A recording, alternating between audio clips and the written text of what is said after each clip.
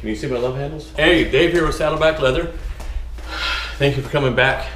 It's pretty big of you after that last one. We have some handmade, hand stitching stuff. Really cool, a couple carry-ons that I want to show you. It's kind of behind the scenes. We haven't launched them yet. One takes like 9 hours of hand stitching to do. We have Santa Claus in Mexico. Is Santa around here? One of our Rwandan boys is here in the US. We took him to New York City. Isn't that cool? He's learned how to crack an egg. There you go. Fun stuff and other things too. So check this out. Here we are in the Mexico house, having breakfast. So I've got my cereal, my sucaritas. She has her Lay's chips and salsa. This is her breakfast also, salsa and chips. And then what across, what'd you have? Breakfast of champions, baby. And this is what we're working on right here. Check that out. Papa Smurf. We're not afraid of people knocking off this sucker. On the inside, it looks like that. We're about ready to start putting it together right here like that. Here's where all the stress is. If there's going to be any stress, it'll be right here. So they don't want it to come apart here. They have to start sewing here and end here. So instead, they're ending down here.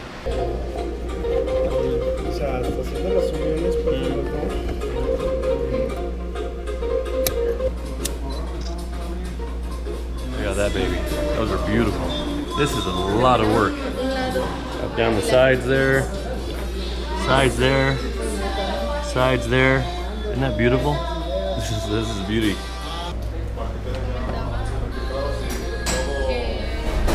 This, when it's done, and it ages and ages and ages.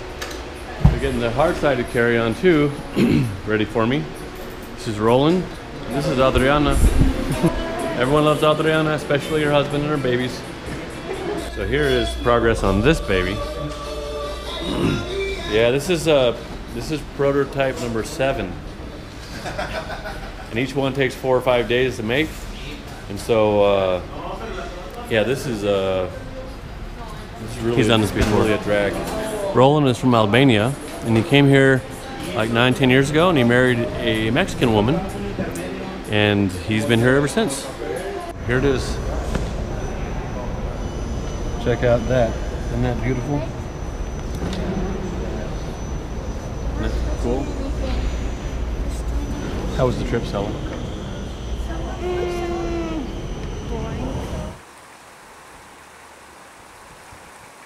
So how long have you been doing tents? 20 years.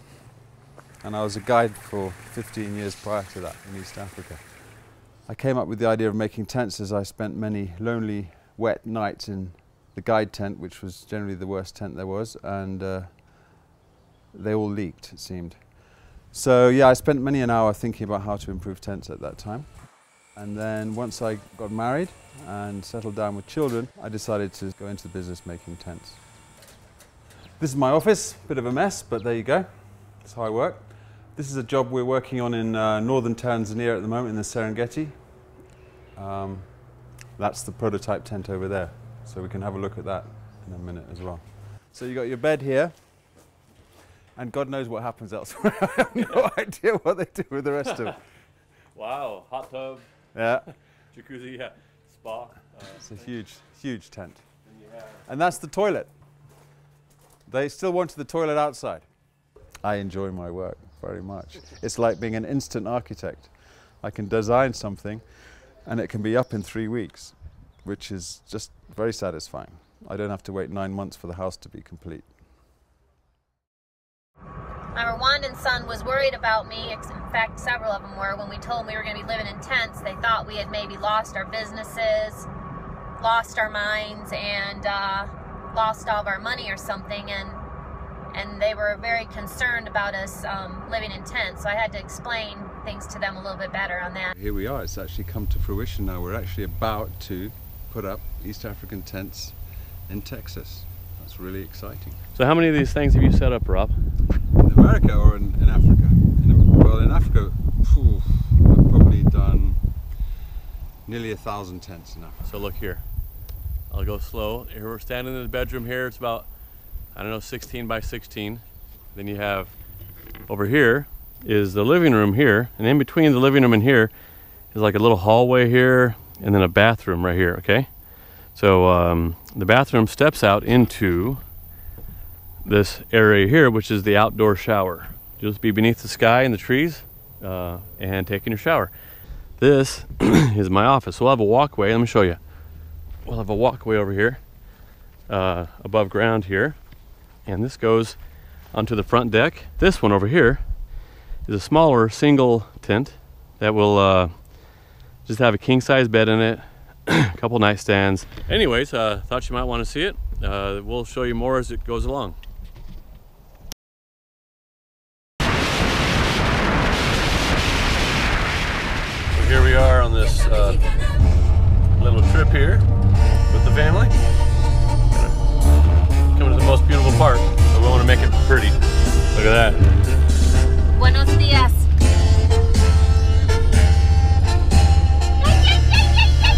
So we're going to get some furniture. Well, actually a vent hood and a sinks. We're get some sinks and some little bathroom hardware fixtures from this town called Santa Clara de Cobre. Is Santa around here? It's all hand done copper pieces, all hammered copper. It's kind of cool. It's breakfast time, so I got the kids some chips, and I got salsa to go along with it, and Salsa fritas. Santa Clara de Cobre. Santa Clara de Cobre. looking for vent hoods. I think here's where we'll find something. Sinks, tables, all hammered copper stuff.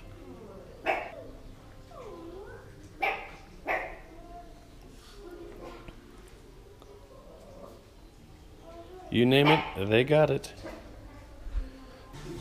Birdie bird, bird birdie, bird birdie bird.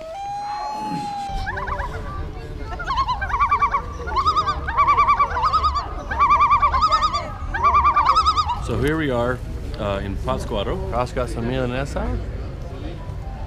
Mommy got some soup there. Stella's eating french fries in the salsa because she always does that. And I'm having this. So this is our first morning. We've been waiting for our son to come, and here he is. He's been going to school in Portland, and we're super excited to have him here for the week. You think you can do one? Yeah.